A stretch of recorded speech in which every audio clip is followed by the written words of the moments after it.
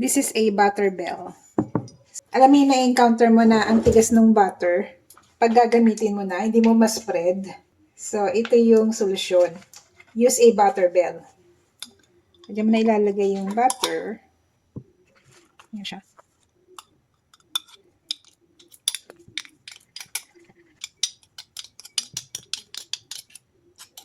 Ayan.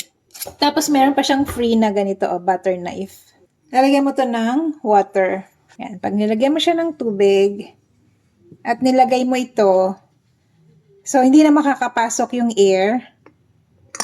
Kahit na hindi mo na i-ref yung butter, ay pwedeng-pwede. Hindi siya magkakaroon ng molds. Ayan, kasi sealed naman siya. Kaya tuwing gagamitin niyo yung butter, spreadable na siya. Hindi siya matigas. At iniiwan lang siya sa table. Super cute ng ating butter bell. Check out nyo na!